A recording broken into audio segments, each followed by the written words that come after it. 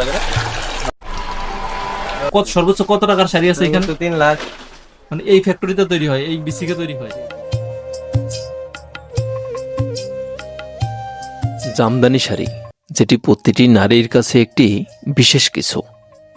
আজ আমরা এমন একটি জায়গায় দাঁড়িয়ে আছি যেখানে প্রতিটি ঘরে ঘরেই তৈরি হয় এই বাংলার বিখ্যাত জামদানি শাড়ি। বলছিলাম রূপগঞ্জের সেই বিখ্যাত জামদানি পল্লীর কথা। আমার পিছনে যেটি দেখতে পাচ্ছেন এটি হচ্ছে জামদানি শিল্পনগরী। স্থানীয়রা এটিকে জামদানি পল্লী হিসাবেও ডাকে। এটি অবস্থিত নারায়ণগঞ্জ জেলার রূপগঞ্জ পৌরসভায়। এই গ্রামটিতে প্রতিটি ঘরে ঘরে জামদানি শাড়ি তৈরি করে থাকে। একেবারে কম দামি থেকে শুরু করে একেবারে লক্ষ টাকা পর্যন্ত জামদানি শাড়ি তৈরি করা হয় এখানের প্রতিটি ঘরে ঘরে। আবার এখানেই বিক্রি করে থাকে তারা খুচরা এবং পাইকারি। আজ আমরা এই জামদানি পল্লীটি ঘুরে ঘুরে আপনাদেরকে দেখাবো কিভাবে জামদানি শাড়ি তৈরি করা হয় এবং বর্তমানে এই জামদানি শিল্পের কি অবস্থা। শীতলক্ষ্যা নদীর তীর ঘেঁষে গড়ে ওঠা এই জামদানি পল্লীটির বিশেষ বৈশিষ্ট্য হলো এখানকার প্রতিটি ঘরেই এক একটি ক্ষুদ্র কারখানা, যেখানে নিখুঁতভাবে তৈরি করা হয় এই বিখ্যাত জামদানি শাড়ি। জামদানি শাড়ি মূলত মসলিন শাড়ির একটি সংস্কার রূপ। আর এই ঐতিহ্যবাহী শাড়িগুলো এখানকার কারিগররা নিখুঁতভাবে হাতে বুনে তৈরি করে থাকে। এছাড়াও এই পল্লীতে জামদানি শাড়ি তৈরির বিশেষ উপকরণ রেশম সুতা ও সুতি সুতাও তারা নিজেরাই প্রস্তুত করে থাকেন এই পল্লীতে। আজ আমরা আপনাদেরকে ঘুরে ঘুরে দেখাবো এই বিখ্যাত জামদানি শাড়ি কিভাবে তৈরি করা হয় ও কেমন দামে বিক্রি করা হয়। তাহলে চলুন আমরা দেখতে। এই জামদানি পল্লীর এটি একটি ফ্যাক্টরি। এই যে দেখতে পাচ্ছেন প্রতিটা ডেস্কে দুজন করে বসে আছে। খুব কর্মব্যস্ত জীবন, মানে নিখুঁতভাবে তৈরি করছে সেই জামদানি শাড়ি। চলুন আমরা দেখি কিভাবে এই জামদানি শাড়িগুলো তৈরি করে থাকে। শাড়ি তো আমরা প্রতিদিনই ব্যবহার করে থাকি, কিন্তু এর পিছনে যে কত শ্রম, কত মেধা জড়িয়ে আছে, কত কষ্ট জড়িয়ে আছে, সেটা হয়তো অনেকেই জানে না। প্রতিটি শাড়ি তৈরি করতে দুজন কারিগরের প্রয়োজন হয়, একজন প্রধান কারিগর ও একজন সহকারী কারিগর। দুজন কারিগরেরই অক্লান্ত পরিশ্রমে ও মেধায় তৈরি হয়ে থাকে এই বিখ্যাত জামদানি শাড়ি।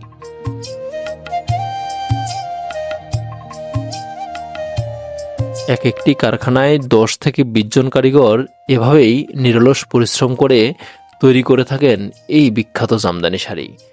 শাড়ির গুণগত মান ও ডিজাইনের উপর এক একটি শাড়ি তৈরি করতে কারিগরদের সময় লাগে 1 থেকে 3 মাস। ভাই, এই শাড়িটা বানাতে আপনাদের কতদিন লাগবে? সেটা বানাইতে অলরেডি আঙ্গ 1 মাস 3 সপ্তাহ লেগে গেছে। মানে এক মাস এই শাড়িটা তৈরি করতে কি 1 মাস লাগছে অলরেডি? 1 মাস 7 সপ্তাহ লেগে গেছে, মানে 7 সপ্তাহ লেগে গেছে। 7 সপ্তাহ আর এক সপ্তাহ হলে 2 মাস হয়ে যাবে। এই শাড়িটা ধরেন মার্কেটে মোটামুটি কত টাকা বিক্রি হবে? তাই মার্কেটে আপনার এই প্রায় আপনার 1 লাখ 1 লক্ষ টাকা। 1 লক্ষ টাকা দেবো। শাড়ির দাম শুনে প্রথমে আমি অবাক হলাম, পরবর্তীতে জানতে পারলাম হাতে বোনা এই অরিজিনাল জামদানি শাড়িগুলো সুতার মানের উপর নির্ভর করে 1 থেকে 3 লক্ষ টাকা পর্যন্ত হয়ে থাকে। এই শাড়ি থেকে আপনারা ধরেন আপনাদের দুজনকে কত টাকা মজুরি দেবে? আমরা তো আপনার এই কন্টাকে নিয়ে নেই, হ্যাঁ, মাঝে তো আমরা 80,000 টাকা মজুরি নিই। 80,000 টাকা দুইজনে? দুজনে মজুরি নিই। আপনারা ডিউ কাজ করেন কয়টা থেকে কয়টা পর্যন্ত? আমরা কাজ করি আপনার সকাল 7টা থেকে রাত্রে 8টা 9টা পর্যন্ত।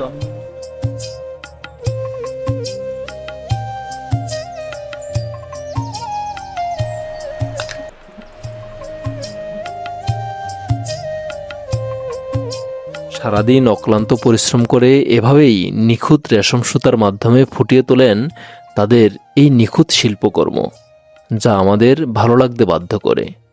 এই মানুষগুলোর অক্লান্ত পরিশ্রমেই হয়তো হাজার বছরের মসলিন ঐতিহ্যকে জামদানির মাধ্যমে টিকিয়ে রেখেছেন পরম মমতায়। এই পুরা এই গলির দুপাশেই যে ঘরগুলা দেখতে পাচ্ছেন, এই প্রতিটা ঘরের মধ্যেই এই ফ্যাক্টরি রয়েছে, যেখানে সুতা তৈরি করা হয়, জামদানি শাড়ি তৈরি করা হয়। এখানে প্রতিটা ঘরে, এখানে গলি গলি অনেকগুলো ঘর রয়েছে, যেটা বিসিক নগরী। এই দেখতে পাচ্ছেন প্রতিটা ঘরের মধ্যেই সেই জামদানি শাড়ি তৈরি করা হচ্ছে। এখানকার প্রতিটি ঘরেই জামদানি শাড়ি তৈরির পাশাপাশি পাইকারি ও খুচরা বিক্রি করে থাকেন। আমরা এখন আসলাম গুলজার জামদানি হাউসে। চলুন দেখি এখানে কেমন শাড়ি তৈরি করছেন তারা।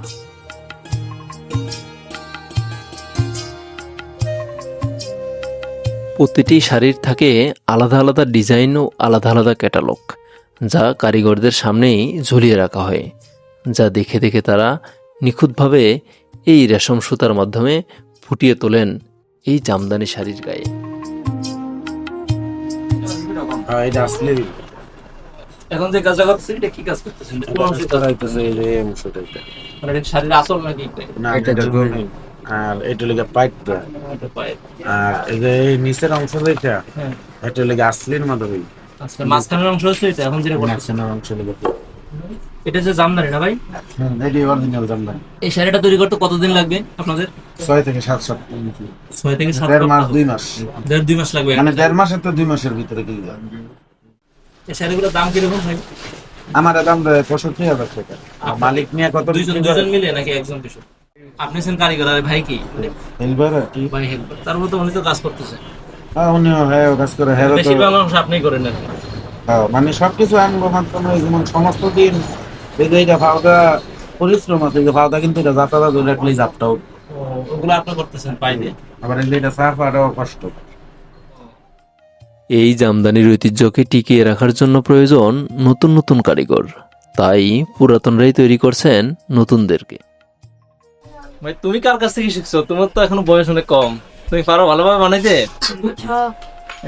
তুমি কতদিন বানাচ্ছো এগুলা এই শাড়ি? জালি 1 বছর 4 মাস হয়েছে আমি। 1 বছর হচ্ছে শিখছো না? কার কাছ থেকে শিখছো? উস্তাদ তোমার কি হয়? উস্তাদ ওস্তাদ। আচ্ছা, বড় ভাই না? এখানে একটা শাড়ি তো নাকি 1 লাখ টাকা দাম, তাও কম দামে হইলো যে। তো 2 মাসের মতো লাগবে না? আমি শাড়ি আছে আরো দামি শাড়ি আছে। কত সর্বোচ্চ কত টাকার শাড়ি আছে এখানে? 3 লাখ। মানে এই ফ্যাক্টরিতে তৈরি হয়, এই বিসিকে তৈরি হয়? ও আচ্ছা, সর্বনিম্ন কত আছে? সর্বনিম্ন 6,000। 5-6 হাজার। আমি শুনছি যে 500 টাকায় নাকি শাড়ি আছে। ওই শাড়ি কি আছে এখানে? আছে, এটা আমি দেখিনি। আপনি দেখেন না, এখানে আপনার দেখা মতো সর্বনিম্ন শাড়ি আছে 5,000। 5,000। যেগুলো সুতার জামদানি যে দোকানে কিনে 700-800 টাকায়, ওগুলো কি শাড়ি দিল? এগুলা দোকানদার আর কি বিক্রি করে, এটি জামদানি না। ওগুলো অরিজিনাল জামদানি না, Original আর এগুলো অরিজিনাল জামদানি।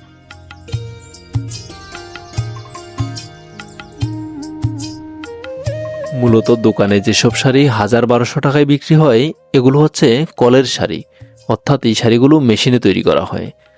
আর হাতে বোনা এই রেশম বা সুতি সুতার মাধ্যমে যে শাড়িগুলো তৈরি করা হয়, এগুলোকে বলা হয় অরিজিনাল মুসলিম জামদানি শাড়ি। কারখানার ঠিক পাশেই রয়েছে শাড়ি বিক্রির দোকান। এখানকার দোকানগুলো একটু অন্যরকম।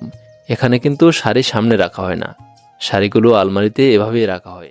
এইখানে যেগুলো তৈরি করতেছি আচ্ছা, এগুলো হইলো 100 কাউন্টের সুতা, যেটা 80 কাউন্ট 84 কাউন্ট আমগো বাসায়। এই কাপড়গুলো আমার এখানে রেখে বিক্রি করি।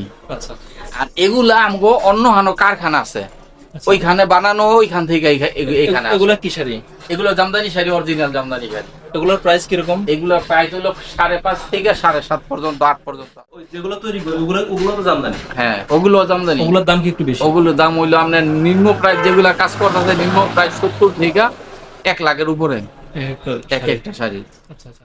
আচ্ছা, এই শাড়িগুলা যদি কেউ নিতে হয়, মানে নিতে চায়, সর্বনিম্ন কত পিস বিক্রি করেন আপনারা? সর্বনিম্ন পাইকারি কোনোটা 5 ইঞ্চের আমরা পাইকারি নিলে ধরমু, কোনোটা 5 ধরমু, কোনোটা 5.5 ধরমু, কোনোটা 6 ধরমু, কোনোটা 6200 ধরমু। আচ্ছা এটা হইলো একদম অরিজিনাল পাইকারি রেঞ্জ। আচ্ছা এন বাছাই করবো ওই একটা, আচ্ছা।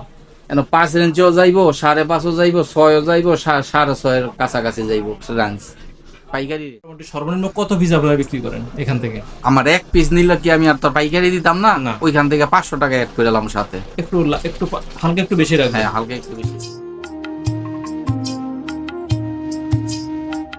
এগুলো আরো বেশি রেঞ্জের শাড়ি।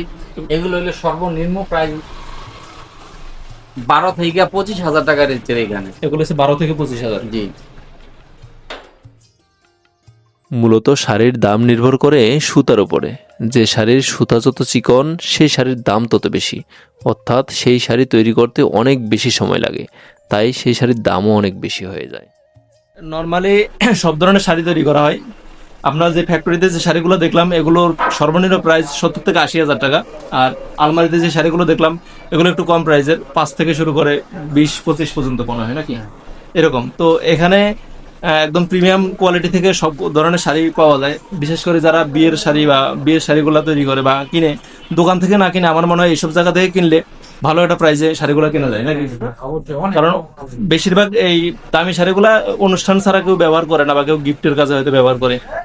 এরকম দামি শাড়ি কিনলে এই জামদানি পল্লী থেকে যদি কেউ শাড়ি কিনে তাহলে সবচেয়ে ভালো দামে শাড়িটা কিনতে পারবে। এখানকার শাড়ির ডিজাইনগুলো ভিডিও করতে দেয়া হয় না, কারণ কারখানা ভেদে তাদের ডিজাইন আলাদা হয়ে থাকে। তাই তারা ভাবে তাদের ডিজাইনই তাদের মূল আকর্ষণ। যখন ক্রেতা কিনতে আসবে তখন তাদেরকে খুলে দেখানো হয়।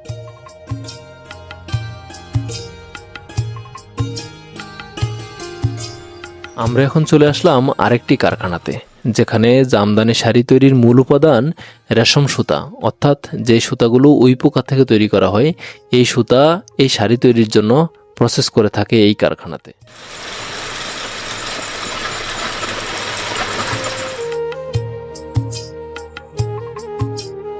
মূলত সব সুতাই সাদা রঙের হয়ে থাকে। শাড়ির রং ভেদে এই সুতাগুলোকে আলাদা আলাদা রঙে রঙিন করা হয়। তার আগে করতে হয় দানা।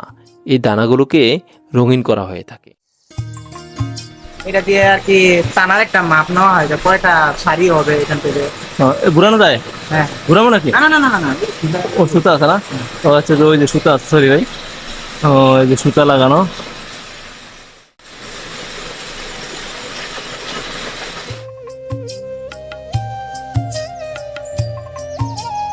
এখানকার প্রতিটি ঘরেই এক একটি ভিন্ন শিল্প কারখানা।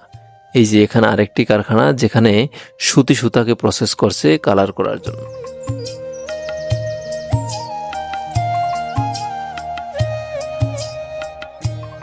এভাবেই প্রতিটি ঘরে ঘরেই চলতে থাকে ভিন্ন ভিন্ন শিল্পকর্ম। দিন শেষে সবার উদ্দেশ্য বিখ্যাত জামদানি শাড়ি তৈরি। এই যে আবার এখানে চলছে সুতা রাঙানোর কাজ, চলুন দেখি।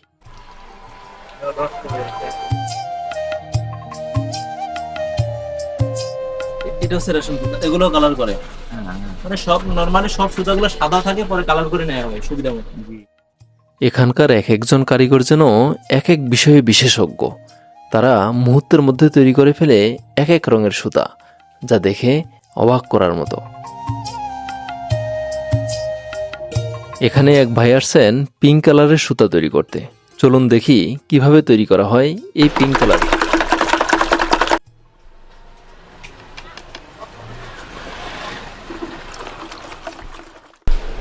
এগুলা কি ভাই? এগুলো গ্লেজ। হ্যাঁ ভাই, এই যে এই সুতার শাড়ির দাম বেশি। এটা কি সুতা? এটা 84 সুতা। 84?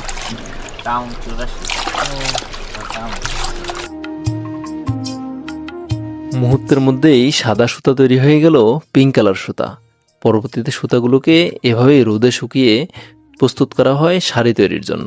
যাই হোক, দিন শেষে আমরা বলতেই পারি রূপগঞ্জের এই জামদানি পল্লী আমাদের অহংকার, আমাদের গর্ব। এখানকার এই মানুষগুলো দিনরাত নিরলস পরিশ্রম করে সংরক্ষণ করছে বাঙালির সংস্কৃতি, বাঙালির ঐতিহ্য। আমাদের এই ভিডিওটি কে কোথা থেকে দেখছেন এবং এই মানুষগুলো সম্পর্কে আপনাদের মতামত কমেন্ট করে জানাতে ভুলবেন না। আজকের মতো এখানেই শেষ করছি। দেখা হচ্ছে পরবর্তী ভিডিওতে। ভালো থাকবেন সবাই।